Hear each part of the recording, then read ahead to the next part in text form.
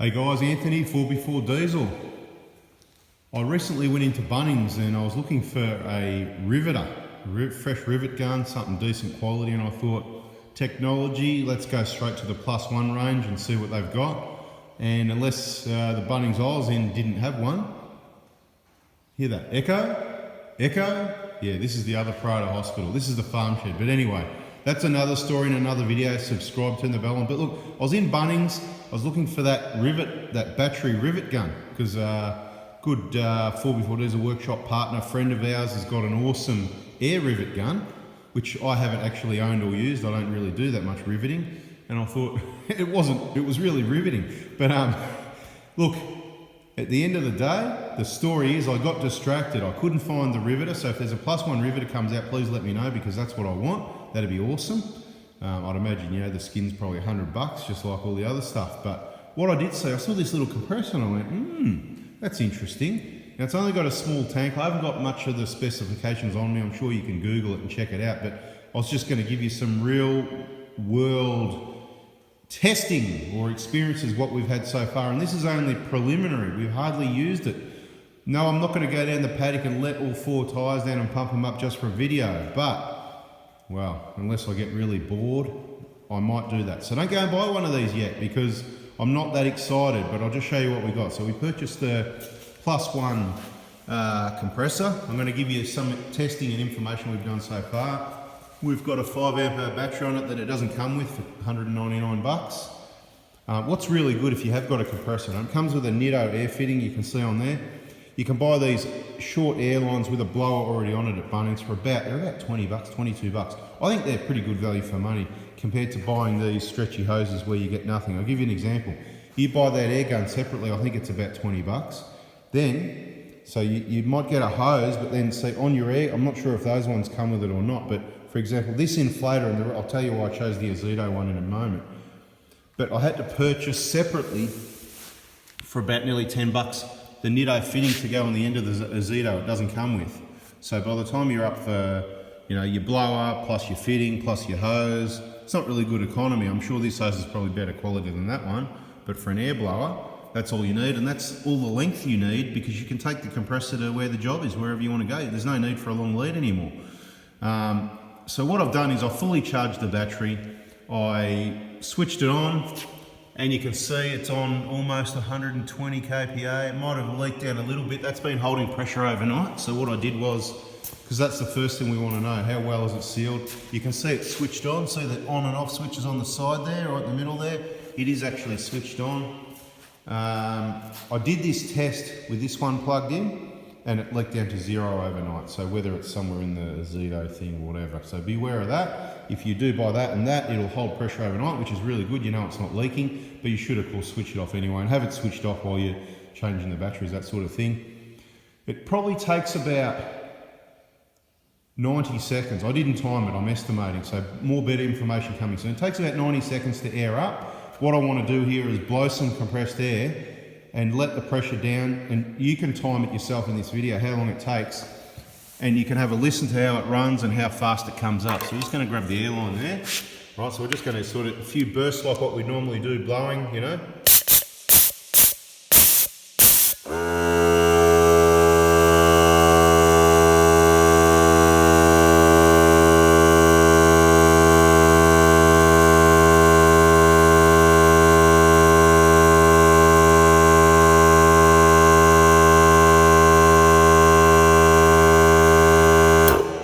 Okay, that's back up to about 120 kPa. There's a little adjustment here. You pull it in or out to unlock it, and it only turns a small amount. Either I'm doing something wrong. So if anyone's got one, let me know what yours does. Is that right? It only just turns a little bit left and right.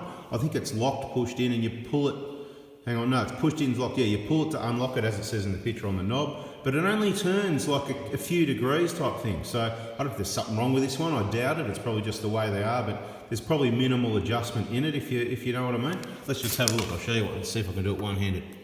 So if I pull that, it only turns to like there. What's that going to do, right? And if I try and force it, I don't want to bust it, but nothing's happening, right? So it only goes like that. Is that what yours does?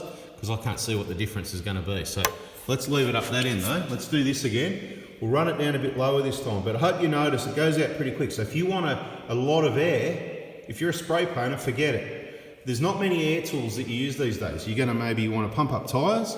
The reason we went for this one is it's got the flexible hose. We want to inflate things with small wheels, like could be a wheelbarrow tyre or a small dirt bike or something where you can't get into the wheel and you need the flexi hose. You need to be able to sort of bend it like that sometimes.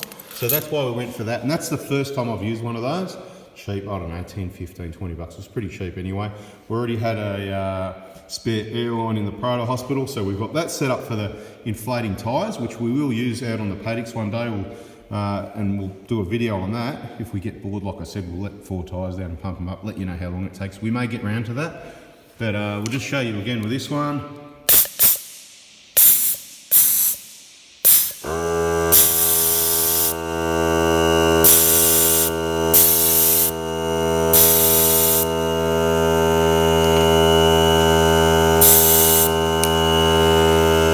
Okay, once you get down to about 60 kPa, there's nowhere near as much air for if you want to blow an engine bay dry.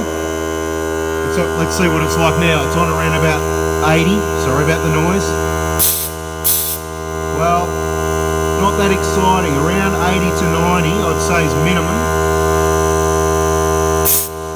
That's not bad. So around about there.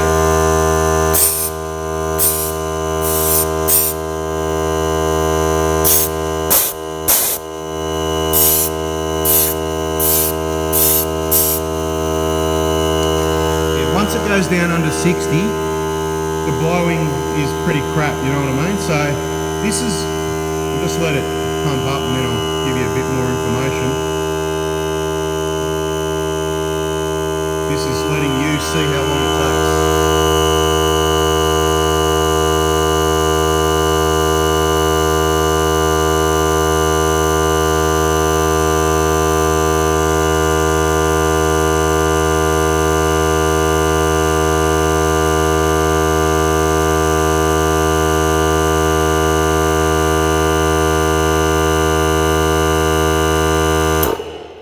That's pretty much right on 120, so I don't see what the difference of turning that knob did or does really.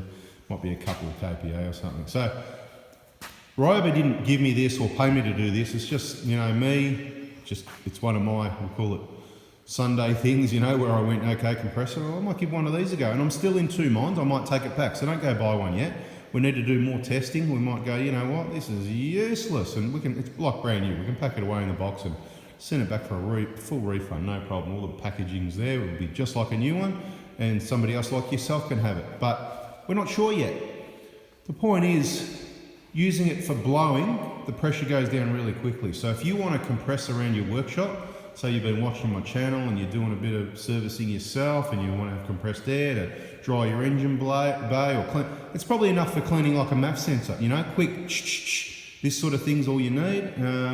Where it's handy is you can take it with you, so it saves you buying a compressor for home and one for the vehicle. It will certainly pump up tyres, okay, but it's a matter of how many of these batteries are you going to need, and that's going to be in the next video. So what I did was, I aired it up, which is what you would do. The good news is it will hold pressure overnight, because that way you've saved a minute or 2 of battery life. And then I fully charged the 5 amp hour battery.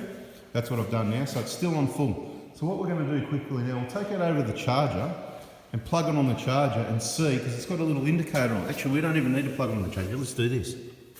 Still showing full, there you go. So we don't need to go anywhere and put anything on any charger. Just to give you an idea, we could keep doing this, but it's obviously going to take a longer time. So I thought we'll do, this is the preliminary information video, but there'll be another video. Like I said, in my opinion, don't go and buy one yet. I'm going to explain further on why, the pros and cons, and why it may or may not suit you, okay? So 200 bucks, so it's for about the same price as a portable compressor you can put in your vehicle for airing up your tyres. You can get cheaper ones, of course. You can get a $100 LD special that does the job. You can spend about 400 bucks on a nice ARB one, that's all you need, somewhere there, or you can go for this, it's in the middle. It will do the job. You just may need to have a couple of 5 amp hour batteries. I'm not sure yet. You might need 2 of those. You might, if you're on a big trip, you might need a number of them. But the thing is, if you can access that inverter in the 150 Prado that's standard, the Ryobi 1 Plus charger does charge these batteries, but it does take hours to charge a battery. So as long as you're not pumping up your tyres up and down all day, every day, if you're letting them down for a track and say pumping them up once a day. If we can get the information that one of these batteries works per air up, then it's pretty positive if you just want it to pump up your tyres, check your tyre pressures and sort of a few small jobs like what we're thinking. I'm not saying that I'm going to take it back. I'm saying there's a possibility. I'm trying to get you scared so you go, hang on, I better not buy one. This is not an ad for Ryobi. This is an ad, a reality information. So subscribe, turn the bell on. We'll get out on the paddocks. We'll let some tyres down eventually, or we'll have some real world use information. I've just showed you the attachments we've got, so hopefully you don't miss this video, because in the next one, we're not going to go through all that. We've already gone through it. Thanks for watching, guys. Subscribe, turn the bell on, hit the like button if you like what we're doing, spending the time trying to show you the products and how they're actually really going to work in the real world. See you guys. Bye.